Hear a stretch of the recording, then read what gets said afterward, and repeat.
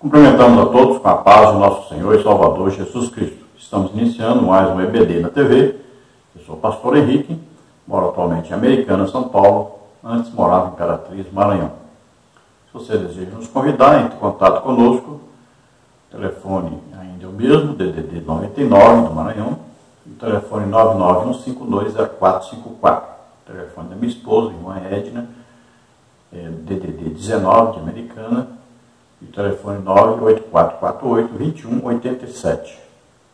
Se você deseja nos ajudar, entre em contato conosco ou envie qualquer quantia aí para as contas. Aí está a Caixa Econômica, Bradesco e Banco Brasil. Banco Brasil é o nome da minha esposa, Edna Maria Cruz Silva.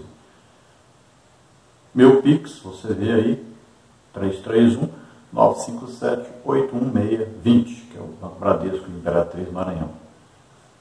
Esse é o meu CPF. Vamos então à nossa lição. Nós estamos estudando neste trimestre, nas revistas da CPAD, com o tema A Supremacia das Escrituras, a inspirada, inerrante e infalível Palavra de Deus. O comentarista da CPAD deste trimestre é o pastor Douglas Batista, que é presidente da Assembleia de Deus de Missão do Distrito Federal. Hoje nós estaremos estudando a lição de número 4, que tem como título A Estrutura da Bíblia. E nós vamos ver aí os seguintes tópicos e subtópicos. No tópico 1, como a Bíblia está organizada. Subtópico 1, definição do termo Bíblia. Subtópico 2, o cânon da Bíblia. Subtópico 3, os dois testamentos bíblicos. No tópico 2, nós temos o Antigo Testamento. Subtópico 1, os livros do Antigo Testamento. Subtópico 2, canonicidade do Antigo Testamento. Subtópico 3, particularidades do Antigo Testamento. No tópico 3, nós vamos ver então o Novo Testamento. Subtópico 1, os livros do Novo Testamento. Subtópico 2, canonicidade do Novo Testamento. Subtópico 3, particularidades do Novo Testamento. Então, basicamente, nós estamos estudando aí sobre bibliologia, né? E nós vamos ver nesta lição a estrutura. Então, aí nós vamos falar sobre como a Bíblia está organizada. Então, nós vamos ver os vários livros, né, do Antigo Testamento, 39 livros, e os vários livros do Novo Testamento, 27 livros. Esta é a Bíblia evangélica. Em alguns lugares, né, chamados protestantes. Então, essa é a nossa Bíblia, a Bíblia que nós consideramos correta, e nós vamos estudar por que esta Bíblia que é a correta. Como se chegou a isto? Vamos ver o termo Bíblia, né? Vem da palavra biblos, está no plural, significa então um conjunto de livros, uma reunião de livros, uma organização de vários livros colocados num livro só. E nós vamos ver aí por que então esses livros foram escolhidos e por que outros livros haviam, bons livros, mas que não foram incluídos no cânon. O que é cânon? A medida, o prumo, né? A organização, a estruturação da Bíblia. Então, o cânon não foi feito de qualquer maneira.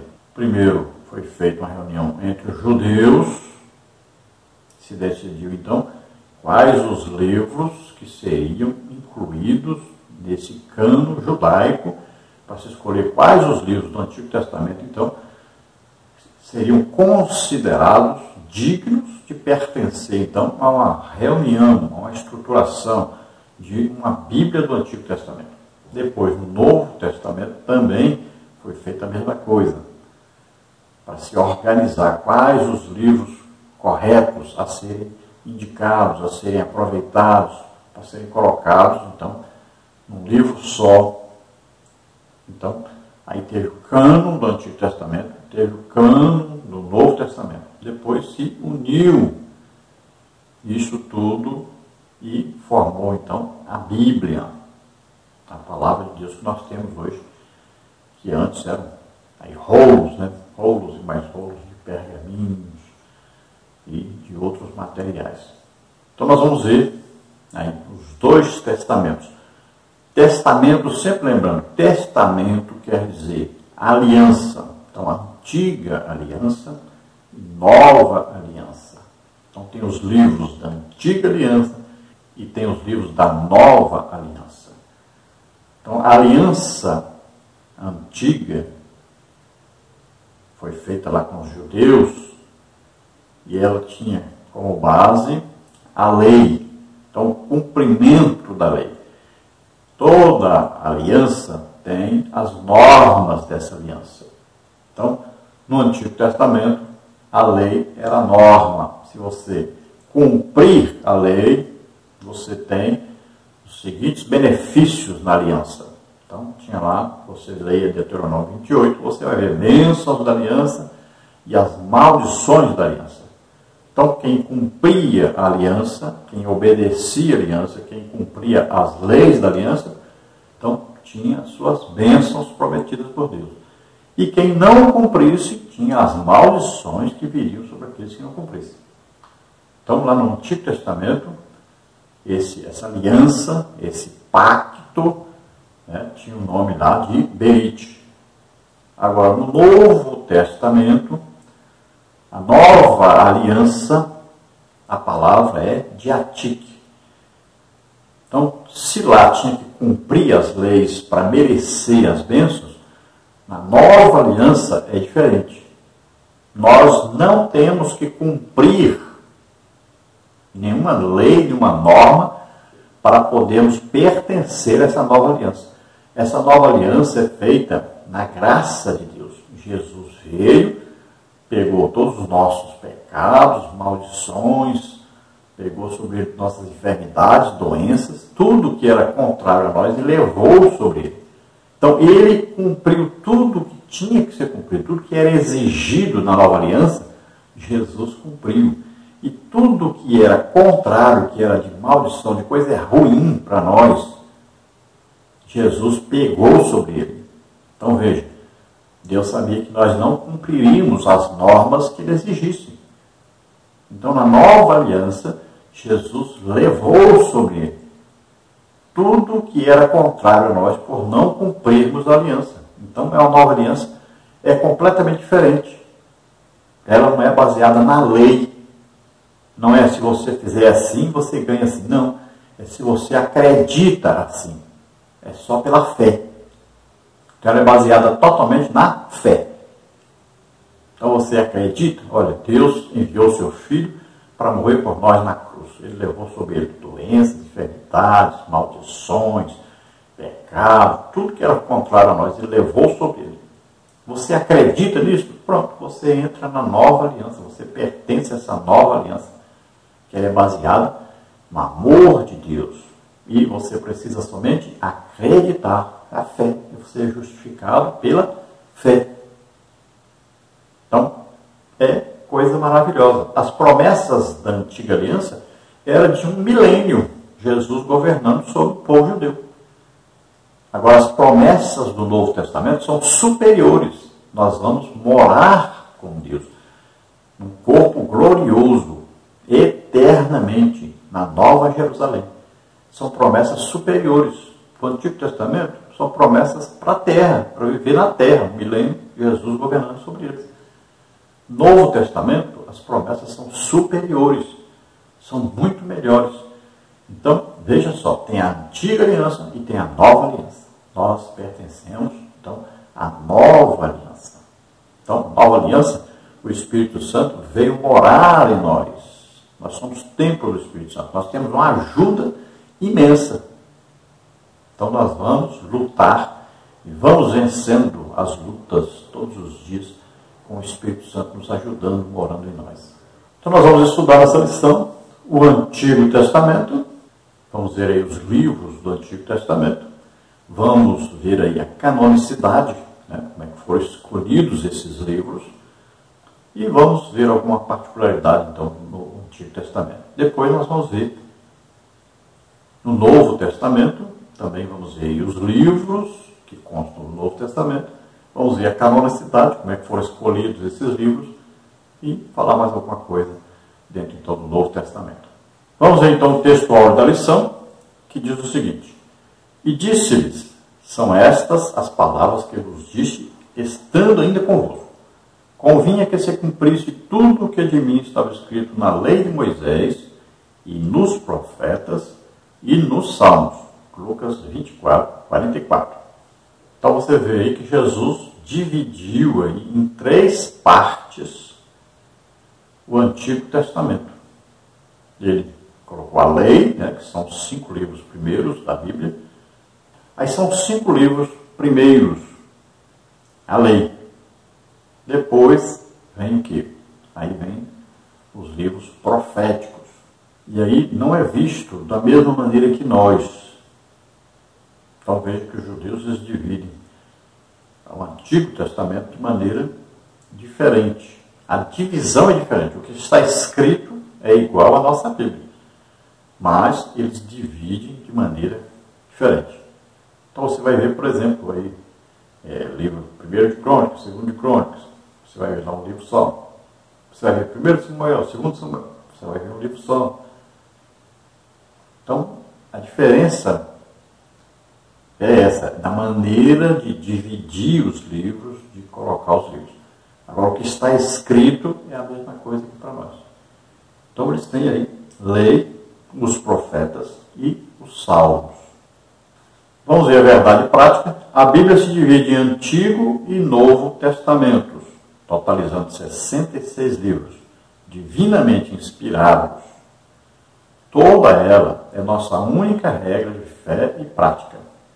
Então, você veja, 39 livros no Antigo Testamento, 27 livros no Novo Testamento, aí fazendo um total de 66 livros. Então, toda essa Bíblia, essa reunião de livros, né? Então, ela é toda inspirada por Deus, inspirada pelo Espírito Santo. Nós acreditamos que ela é preservada também por Deus. Acreditamos que ela é inerrante. Então, acreditamos que a Bíblia é a palavra de Deus. E, para a nossa vida cristã, né, ela é a regra de fé e prática. Então, nós vamos ver, tudo que acontece, nós temos que ver. A Bíblia concorda com isso? Tem isso na Bíblia? Está de acordo com a Bíblia? Então, nós sempre temos que ter essa noção. Vamos ver na Bíblia se isso realmente é possível de acontecer, se é possível Deus fazer assim e tal. Então, nós não temos assim também a Bíblia como o total de coisas, né, minuciosas, coisas que Jesus fez, por exemplo, milagres e maravilhas, foram muitos, que não estão escritos na Bíblia. Então, aí nós vamos ver o que? Aí vai ter que ter o que? O bom senso, vai ter que ter a fé em ação, vai ter que ver como Deus está usando, quem Deus está usando, como é que é a vida dessa pessoa, né? A pessoa está sempre em oração, em jejum, como é que é a vida conjugal. Então você vai analisar também a vida da pessoa que está sendo usada por Deus. Porque nós não podemos também dizer, isso que aconteceu um milagre assim, que na Bíblia não tem um milagre igual. Sim, mas é um milagre de Deus? É. Agora, é bom a gente analisar quem Deus está usando, porque às vezes, né, pode não ser de Deus também, alguma coisa. Então você vai ver a vida da pessoa que Deus está usando, que é importante. Ver se realmente aconteceu o milagre, ver se foi para benefício realmente, e ver quem Deus está usando. Deixa eu ver, então vamos ver a vida dele. Né? É uma pessoa que está sempre orando, está sempre jejuando, está sempre estudando, lendo a Bíblia. É uma pessoa que está ganhando aulas. Então isso indica que aquilo ali é de Deus. Então, tenha essa maneira de olhar as coisas, né? Porque muitas vezes Deus pode estar fazendo um milagre no nosso meio e nós achamos que é o diabo que está fazendo. Então, aí eu estou falando da parte de prática, né? Então, existem os dons do Espírito Santo e que muita gente comenta sobre os dons, mas não conhece os dons, não tem na sua própria vida os dons. E a maioria das pessoas que falam sobre dons não entende nada de dons, porque não é usado em dons do Espírito Santo. Então também nós temos que ter essa maneira de olhar, né? De ver, por exemplo, os livros escritos sobre, por exemplo, os dons do Espírito Santo, que muita coisa não está em acordo, não está correta, porque são pessoas que escrevem, mas não têm em si a prática, não entendem o que estão falando. Não é? Acontece muito isso. E é a nossa regra de fé, ou seja, através da Bíblia, a Bíblia é suficiente para nós termos fé em Deus e sermos salvos. Então lembre-se disso. É suficiente. O que tem na Bíblia é suficiente para nós sermos salvos, para nós vivermos uma vida muito em comunhão com Deus e sermos exemplo para todos e sermos ganhadores de almas e termos aí em nós operando todos os dons do Espírito Santo, está aí operando em nós todos os aspectos, né, do fruto do Espírito. Tudo isso nós podemos ter em nossa vida só tendo a Bíblia como, então, a nossa regra, nosso prumo, né, nossa medida, a nossa inspiração. Vamos ver a leitura bíblica em classe, que está em Lucas 24, 44 a 49, que diz: E disse-lhes, são estas as palavras que eu vos disse, estando ainda convosco. Convinha que se cumprisse tudo o que de mim estava escrito na lei de Moisés, e nos profetas, e nos salmos. Então, abriu-lhes o entendimento para compreenderem as Escrituras. E disse-lhes, assim está escrito, e assim convinha que o Cristo padecesse, e ao terceiro dia ressuscitasse dos mortos. E em seu nome se pregasse o arrependimento e a remissão dos pecados em todas as nações, começando por Jerusalém. E dessas coisas sois vós testemunhas. E eis que sobre vós envio a promessa de meu Pai. Ficai, porém, na cidade de Jerusalém, até que do alto sejais revestidos de poder. Então Jesus fala agora para os discípulos que está escrito sobre ele, o Antigo Testamento visava o quê? Visava apresentar Jesus Cristo, mostrar o Salvador, o Messias, o enviado por Deus para a nossa salvação. Tudo visava apresentar Jesus. Então Jesus está dizendo, tudo que está escrito lá, olha, no Antigo Testamento, e ele separou em 3 partes, como todos os judeus faziam. Então, lei, profetas e salmos. Agora o que acontecia? Eles liam, mas não compreendiam. O que Jesus fez? Então, Jesus deu-lhes o quê? O entendimento. Abriu-lhes o entendimento. O que é isso? Deu-lhes o quê? O Espírito Santo para que eles compreendessem. Então, quando o Espírito Santo vem sobre eles, eles vão agora entender a palavra de Deus. Veja bem, a pessoa pode falar em Bíblia, discutir Bíblia e tal, ser estudioso, ter curso, mais curso. Ele não vai compreender a palavra de Deus corretamente. Agora, quando ele aceita Jesus como Senhor e Salvador, quando ele se entrega realmente a Deus, ele acredita na pregação do Evangelho, o Espírito Santo vem morar dentro dele. Está lá em Efésios capítulo 1, versículo 13. Em quem vós estáis, depois que ouvistes, né, a pregação, a palavra de Deus, o Evangelho da vossa salvação. Tendo crido nisso, aí você recebe o Espírito Santo. E aí o que? O Espírito Santo revela para nós as Escrituras, a palavra de Deus. Jesus mesmo disse, ele vos ensinará todas as coisas que vos tenho dito. Então o Espírito Santo vem com a revelação. Então veja que Jesus estava ali com aqueles discípulos que estavam tristes, cabisbaixos, não compreendiam a palavra de Deus. Jesus havia morrido na cruz e eles estavam muito tristes, desanimados, acabou tudo. E Jesus vem até eles. Então Jesus explica para eles que estava se cumprindo exatamente o que estava escrito a respeito dele na palavra de Deus, referindo-se ao Antigo Testamento. E Jesus cita, então, o Espírito Santo que viria sobre eles.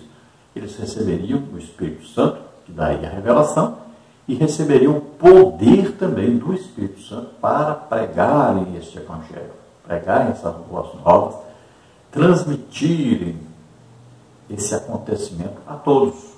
Então precisariam de poder. É um poder que vem sobre o crente, que é o batismo com o Espírito Santo, que vem capacitando o crente para pregar o Evangelho no poder, na unção do Espírito Santo, através de sinais, prodígios e maravilhas. Vamos ver a introdução da lição, que diz assim: a Bíblia Sagrada foi escrita majoritariamente em hebraico e grego, em um período aproximado de 1600 anos, por cerca de 40 homens, e se estrutura em Antigo e Novo Testamentos. Seus livros são divinamente inspirados e formam o cânon bíblico. Nesta lição, veremos como a Bíblia está organizada, a classificação de seus livros, a canonicidade e as particularidades dos testamentos. Então você vê aí que a Bíblia foi escrita nesses idiomas aí, ó, em aramaico, né? Você vê aí, ó, em Êxodo 4:8 até 6:18, depois 7:12 e 26, são 67 versos. Em Daniel 2:4b até 7:28, 200 versos. Em Jeremias 10:11, um verso. E em Gênesis 31:47, um verso. Então esses aí são os escritos que estão em aramaico.